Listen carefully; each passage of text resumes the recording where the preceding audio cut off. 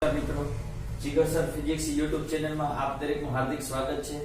જો આપ લોકોએ મારી ચેનલ લાઈક શેર અને સબસ્ક્રાઇબ ના કરી હોય તો ઝડપથી કરી નાખો। આજે આપણે આગળ જોઈએ ચેપ્ટર નંબર 1 વિદ્યુતભાર અને વિદ્યુત ક્ષેત્રમાં ઉદાહરણ 1.5 એની રકમ હું બોલું છું અહીંયા। એની રકમ આવી છે ધાતુના વિદ્યુત ભારિત ગોળા A ને નાયલોનની દોરી વડે લટકાવેલ છે। આકૃતિ 1.7 a માં દર્શાવ્યા મુજબ અવાહક હાથા વડે પકડેલ બીજો વિદ્યુત ભારિત ગોળો B A ની નજીક એવી રીતે લાવવામાં આવે છે કે તેમના કેન્દ્રો વચ્ચેનું અંતર 10 સેન્ટીમીટર હોય। તમને આકૃતિ ટેક્સ્ટ બુકમાં આપેલી છે એ આકૃતિ હું અહીંયા દોરું છું। આવી રીતે એક ગોળો લટકાવેલો છે જેની અંદર કંઈક વિદ્યુત ભાર છે, ધન વિદ્યુત ભાર। બીજો એક ગોળો છે, બીજા ગોળાનું નામ B આપેલું છે, આ ગોળાનું નામ A છે। બંને વચ્ચેનું અંતર 10 સેન્ટીમીટર છે અને અવાહક હાથાની મદદથી હાથમાં પકડેલો છે, બરાબર। આ આકૃતિ આપેલી હતી। હવે વાંચો આગળ રકમ। તો તમને એવું કીધું આનાથી થતું A નું અપાકર્ષણ નોંધવામાં આવે। આ ગોળો તો લટકાયો હતો, આ ગોળાને હાથની મદદથી પકડી અને નજીક લાવવામાં આવે તો આપણને ખબર છે ધન ધન વચ્ચે અપાકર્ષણ થાય તો આ બંને ગોળા વચ્ચે અપાકર્ષી બળ કંઈક લાગશે, એ નોંધવામાં આવે। એટલે અપાકર્ષી બળ લાગશે તો આપણે અહીંયા ગણતા જ જઈશું દાખલો, બરાબર। એટલે આકૃતિ લખ નાખી તો અહીં લાગતું બળ F, ચલો બે ગોળા વચ્ચે લાગતું કંઈક બળ નામ આપી દઈએ શું કે આનો વિદ્યુત ભાર Q1 કીધું, ખબર નથી 4 હોય એટલે 4 છે એવું ફરજિયાત ન હોય, બરાબર। Q2 કે Q1 Q2 છેદમાં બંને વચ્ચેના અંતર એનો વર્ગ, બરાબર। હજી તમારે એમ કરવું હોય તો 10 સેન્ટીમીટર છે, હજી સાદું બાપુ તો આપીએ કે Q1 Q2 આ સેન્ટીમીટર માં છે, આને મીટર કરવા હોય તો અને મીટર કરવા હોય તો 100 વડે ભાગી નાખો એટલે 0.1 મીટર, એટલે 0.1 આખાનો વર્ગ, સમીકરણ 1। આવું આપેલું હતું, કીધું હતું એટલે આવું લખી નાખ્યું કે અપાકર્ષણ નોંધવામાં આવે। આપણે પણ નોંધી નાખ્યું આટલું અપાકર્ષણ થાય। વિદ્યુતભાર ખબર નથી કેટલું છે, કૌંસમાં લખેલું છે દાખલા તરીકે એક પ્રકાશ કિરણ વડે તેને પ્રકાશિત કરી પડદા પર તેનું આવર્તન અથવા સ્થાનાંતર માપીને। આ ગોળો અહીંયા લટકાવેલો છે, આ ગોળાને હું આમ નજીક લાવું। હવે સમજજો, આ જે પેલો ગોળો હતો એના ઉપર પ્રકાશ કિરણ આપાત કરો તો પાછળ જે પડદો છે એ પડદા ઉપર આ પેલા ગોળાનો પડછાયો પડશે। જેવો તમે આ બી ગોળા નજીક લાવશો એટલે આ ગોળો અપાકર્ષણ થશે, એટલે અહીંયા એનું સ્થાનાંતર થશે, એટલે એના આધારે તમને ખબર પડે કે અપાકર્ષણ થયું। એવી રીતે આગળ A અને B ગોળાઓને અનુક્રમે C અને D વિદ્યુતભાર રહિત ગોળાઓ સાથે આકૃતિ 1.7 B માં દર્શાવ્યા મુજબ સ્પર્શ કરાવવામાં આવે છે। B માં તમને આકૃતિ આપેલી જ છે, A નો સ્પર્શ C ની સાથે કરાવવામાં આવે છે અને B નો સ્પર્શ D સાથે કરાવવામાં આવે છે। તો એવી આકૃતિ દોર નાખી આપેલી જ છે તમને, બરાબર છે। ચાલો, તમને એવું કીધું હતું A અને B ગોળાઓને અનુક્રમે C અને D ગોળાઓ એવા છે જે વિદ્યુતભાર રહિત ગોળાઓ, એને આકૃતિ 1.7 B માં દર્શાવ્યા પ્રમાણે, આ B આકૃતિ છે એમાં દર્શાવ્યા મુજબ સ્પર્શ કરવામાં આવે। A નો સ્પર્શ C ની સાથે, B નો સ્પર્શ D ની સાથે। પછી કીધું છે હવે C અને D ને દૂર કરી નાખવાના। હવે C અને D ને દૂર કરી નાખો। દૂર કરી B ને, હવે જે B વધ્યો એ B ને A ની નજીક તેમના કેન્દ્રો વચ્ચેનું અંતર 5 સેન્ટીમીટર થાય તેવી રીતે લાવવામાં આવે। પેલા 10 હતું, હવે અંતર અડધું કરી નાખ્યું, 5 કરી નાખ્યું। તો કુલમ્બના નિયમને આધારે A નું અપાકર્ષણ થશે એ કેટલું થાય? પછી કીધું B અને C, સોરી A અને C અને B અને D આ બંને ગોળાઓના પરિમાણ સમાન છે, એટલે ત્રિજ્યાઓ અને કદ સમાન છે, બરાબર। છેલ્લે પણ કીધું છે A અને B ના કેન્દ્રો વચ્ચેના અંતરની સરખામણીએ તેમના પરિમાણ અવગણો। હવે સમજો શું કીધું તમને, એ ખબર છે જ્યારે A નો સ્પર્શ C ની સાથે કરવામાં આવે, C વિદ્યુતભાર રહિત હતો, એવી રીતે B નો સ્પર્શ D ની સાથે કરાવો તો છૂટા પડે ત્યારબાદ શું થાય? તો મેં અગાઉના લેક્ચરમાં કીધું હતું સંપર્કની રીતમાં, તો બે ગોળાઓને જ્યારે સ્પર્શ કરાવવામાં આવે, આ A ગોળો હતો, આ C વિદ્યુતભાર રહિત હતો, તો બંનેના પરિમાણ સમાન હોય તો બંનેમાં શરૂઆત બાદ અડધો અડધો વિદ્યુતભાર થાય. શરૂઆતમાં તો Q1. તો હવે આના ઉપર વિદ્યુતભાર કેટલો હશે? પેલા કરતા અડધો. આના ઉપર વિદ્યુતભાર કેટલો હશે? વત્તા B અને D ને છૂટા પાડ્યા તમે.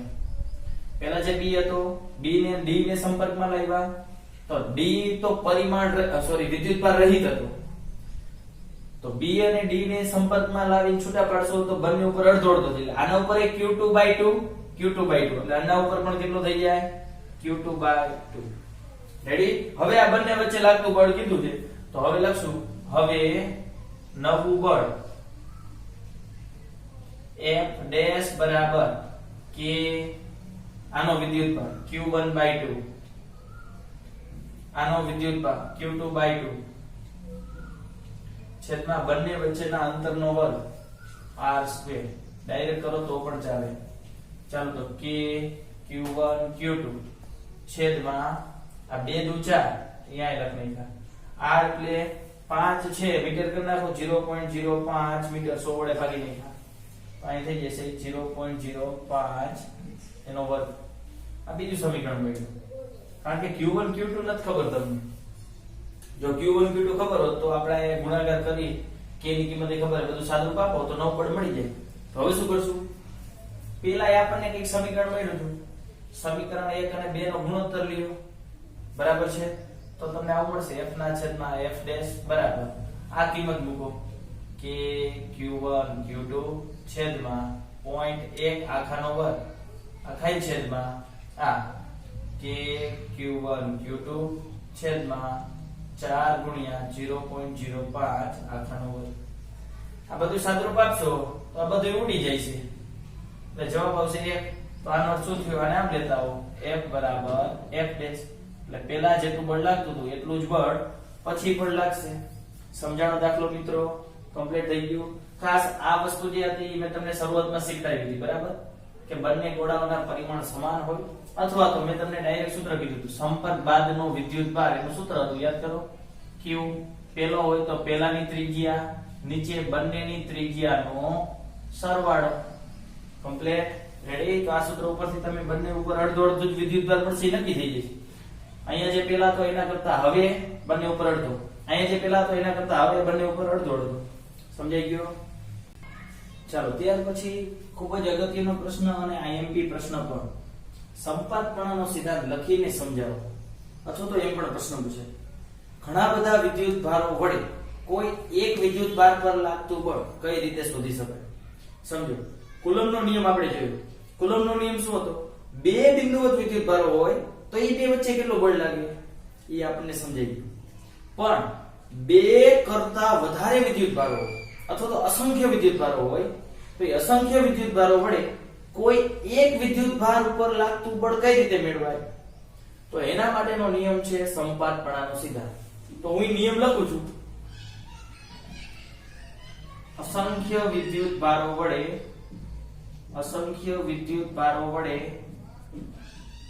કોઈ એક વિદ્યુતભાર પર લાગતું કુલ વિદ્યુતીય બળ અથવા તો કુલમ્બ બળ એ દરેક વિદ્યુતભારો વડે લાગતા વ્યક્તિગત બળોના સદિશ સરવાળા બરાબર હોય છે. સમજો શું કહેવા માંગે? અસંખ્ય વિદ્યુતભાર હોય એ અસંખ્ય વિદ્યુતભાર વડે કોઈ એક વિદ્યુતભાર ઉપર લાગતું કુલ વિદ્યુતબળ અથવા કુલ કુલમ્બ બળ શોધવું હોય તો કઈ રીતે મળે? તો દરેકે દરેક વિદ્યુતભાર જે એક વિદ્યુતભાર હતો એના ઉપર જે બળ લગાડે એ દરેક બળનો સદિશ સરવાળો કરી નાખવાનો એટલે કુલ બળ મળી ગયું. આ જ સિદ્ધાંતને કહેવાય સંપાતપણાનો સિદ્ધાંત. અને ખાસ યાદ રાખજો બીજી બે વસ્તુ હું આકૃતિ કરું પછી એ વસ્તુ સમજાવું. દાખલા તરીકે 3 વિદ્યુતભાર છે. આપણે ઉગમ બિંદુ લીધું x અક્ષ y અક્ષ. અહીંયા ઉગમ બિંદુ O છે. બરાબર? અહીંયા કોઈ વિદ્યુતભાર છે દાખલા તરીકે Q2. અહીંયા કોઈ વિદ્યુતભાર છે દાખલા તરીકે Q3. અહીંયા કોઈ વિદ્યુતભાર છે, દાખલા તરીકે Q1, બરાબર. તો આમના સ્થાન સદિશ સ્વરૂપે મેળવવાનું છે આપણે. જો સદિશ સ્વરૂપ કીધું ને એટલે આપણે સદિશ દોરીએ એટલે અંતરની સ્થાન સદિશ કહેવાય R1 સદિશ, સોરી R2 સદિશ. બીજાનો છે એટલે R2. પહેલાનો હોય તો આપણે R1 સદિશ, ને એવી રીતે ત્રીજાનો હોય તો આપણે R3 સદિશ કહીશું. જો એક કરતા વધારે વિદ્યુતભારો લીધા એટલે એક કરતા વધારે વિદ્યુતભારો લીધા.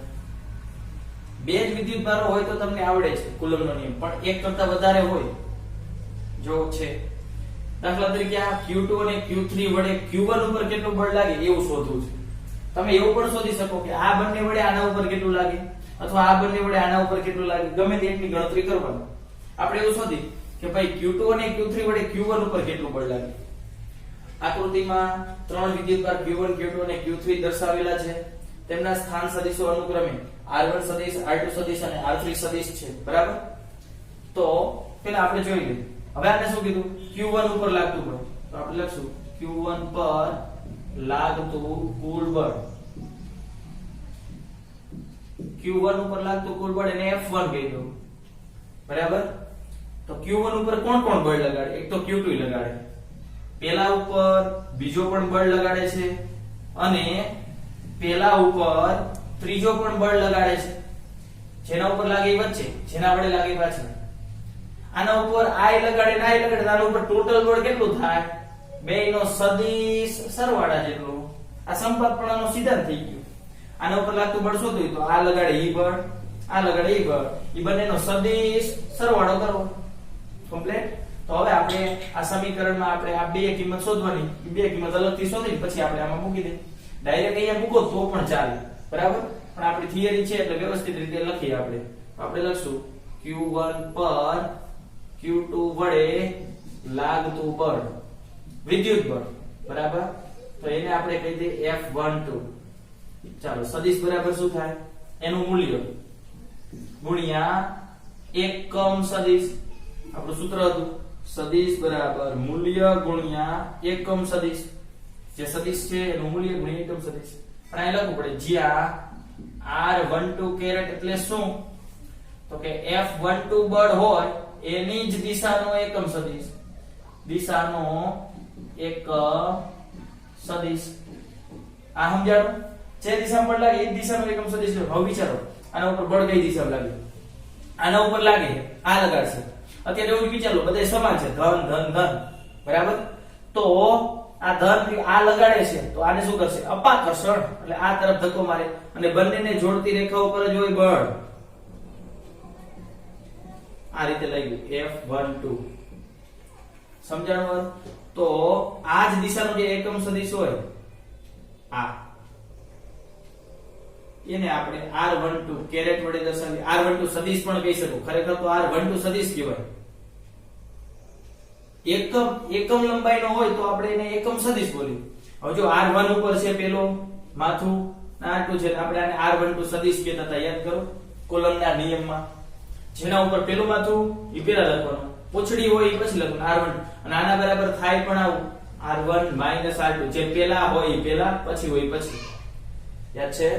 કમ્પ્લીટ. તો આ મળ્યું. તો F12 એટલે મૂલ્ય, બે વચ્ચેનું મૂલ્ય K Q1 Q2 છેદમાં બંને વચ્ચેનું અંતર એને R12 કહો સ્ક્વેર, આ R12 કેરેટ.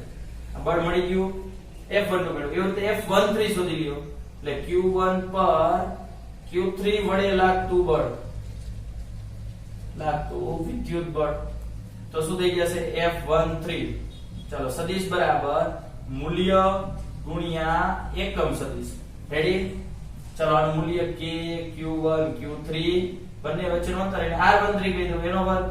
આ એકમ સદિશ હતું એમને પણ લખવું પડે. જ્યાં R13 એટલે શું થાય? તો કે F13 બળ જે દિશામાં હોય એ દિશાનું હોય, બરાબર. એટલું યાદ રાખવાનું. F13 ની દિશાનો એકમ સદિશ. કમ્પ્લીટ. તો આ બંને બળ મળી ગયા, આની કિંમત 1 માં મૂકો એટલે કુલ બળ મળી જાય છે. ચાલો, હવે સમીકરણ 1 માં કિંમત મૂકતા, સમીકરણ 1 માં કિંમત મૂકતા, બરાબર. ચાલો, મૂકો તો કિંમત.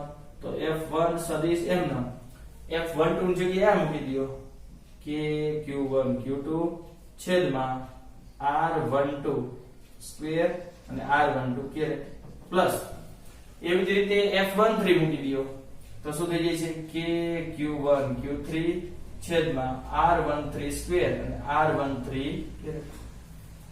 અહીંયા ડાયરેક્ટ પણ આપણે મૂકી શકીએ મૂલ્ય ગુણ્યા એકમ સદિશ મૂલ્ય ગુણ્યા, પરંતુ આપણે થિયરી છે એટલે આપણે અલગથી શોધી અને ગણતરી કરી. આ ખબર પડી. હવે આ બળની દિશા આપણે શોધી. કોણ લગાડે છે?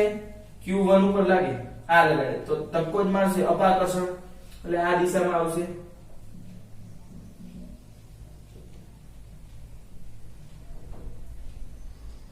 આ મળ્યું F13 બરાબર છે. આ કાઢી નાખો એટલે આ બળ તમને મળ્યું F13 બરાબર.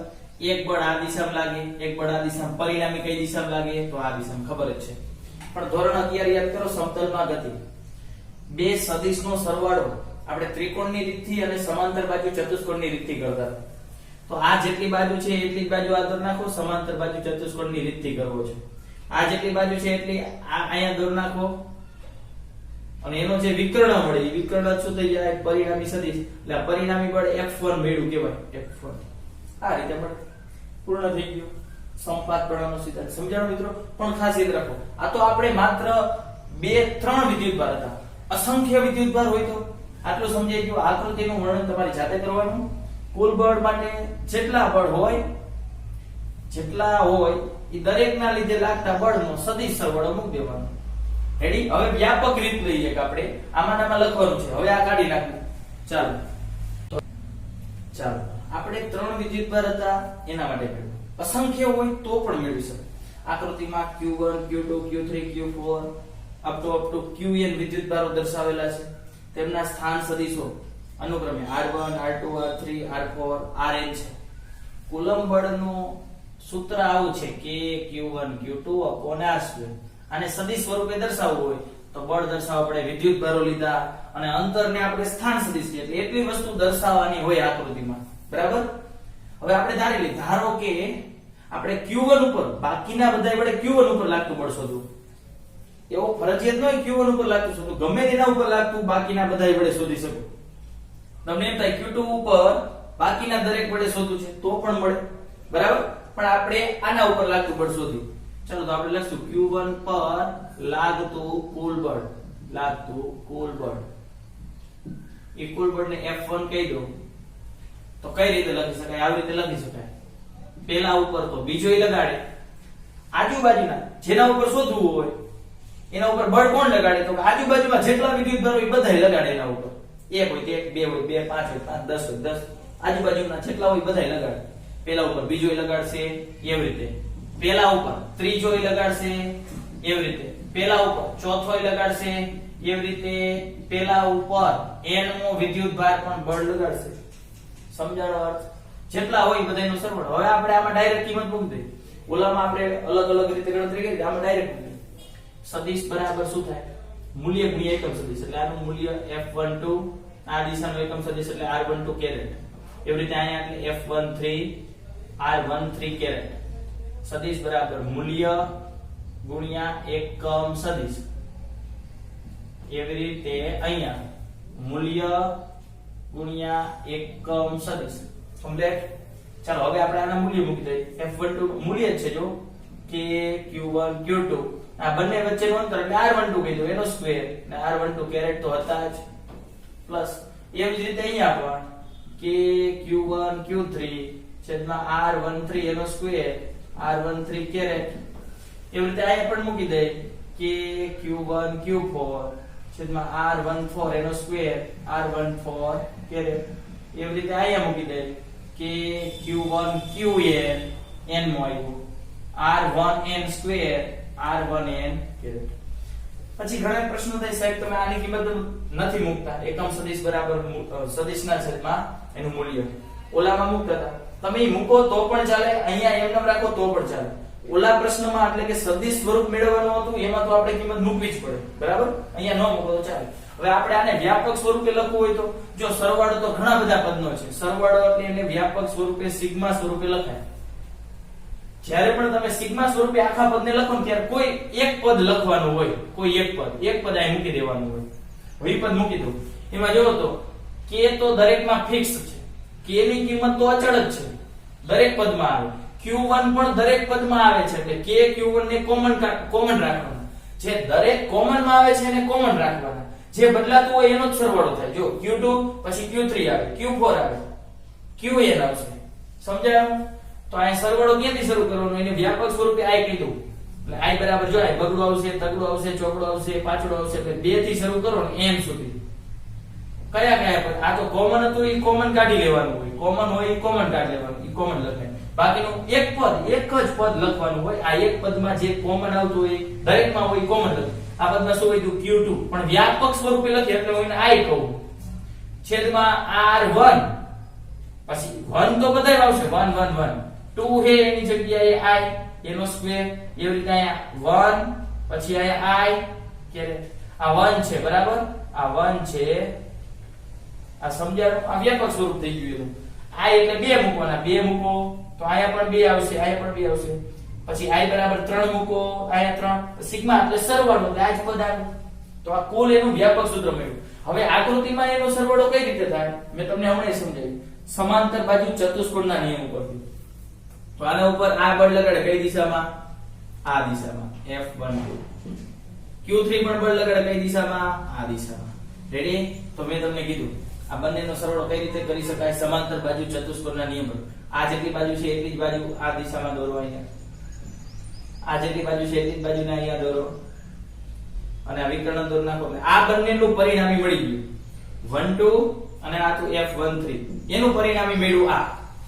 બરાબર? આ પરિણામી મળ્યું. હવે આ એક યાદ રાખજો. હવે આનું અને 4 નું પરિણામી મળ્યું. 4 કઈ દિશામાં લાગે બળ વિચારો. 4 u આના ઉપર બળ લગાડશે, q1 ઉપર લગાડે બળ q1 ઉપર એટલે આ દિશામાં લગાડશે F14.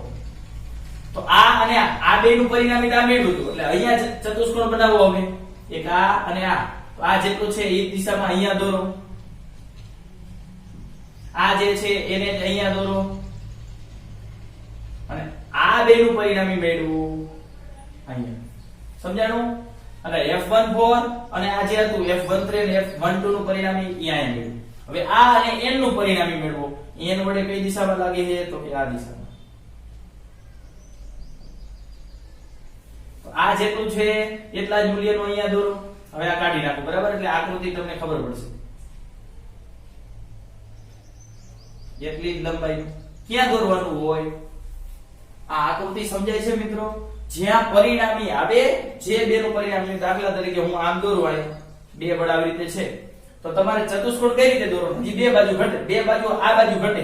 આ જેવી હોય એવી એવી સમાંતર આ બાજુ દોરવાની, આ જેવી છે એવી એવી સમાંતર અહીંયા દોરવાની. એટલે આનો વિકર્ણ દોર નાખો. જ્યાં બે માથા ભેગા થાય અહીંયા વિકર્ણ દોરો, આમ નહીં દોરો ના. એટલે આ પરિણામી મળી ગયું બરાબર. આ અને અહીંયા કોઈ દાખલા તરીકે બીજું છે આ બે. તો હવે આ બે નું પરિણામી મેળવવું હોય તો આ એક બાજુ થઈ ગઈ ને એક બાજુ આ થઈ ગઈ. તો એક બાજુ આ છે એવી ને એવી અહીંયા દોરો, આ બાજુ છે એવી ને એવી અહીંયા દોરો. ના બે નું પરિણામી એટલે આ થયું. એવી રીતે મેં આકૃતિ દરેકની દોરેલી છે. ખબર પડી મિત્રો? ચાલો તો આ બાજુ છે એવી ને એવી આ બાજુ દોર નાખો ડેશ વડે અને પરિણામી અંતિમ મળશે એ આ રીતે મળશે. તો આ સમાંતર બાજુ ચતુષ્કોણના નિયમ ઉપરથી પણ તમારી આકૃતિમાં પરિણામી સદિશ મળે અને આ સંપાતપણાનો સિદ્ધાંત એટલે ગણતરી કરી પણ તમે મેળવી શકો. ક્લિયર થઈ ગયું? એક કરતા વધારે વિદ્યુતભાર હોય તો આપણે સંપાતપણાના સિદ્ધાંતનો ઉપયોગ કરી અને કુલ બળ મેળવશું.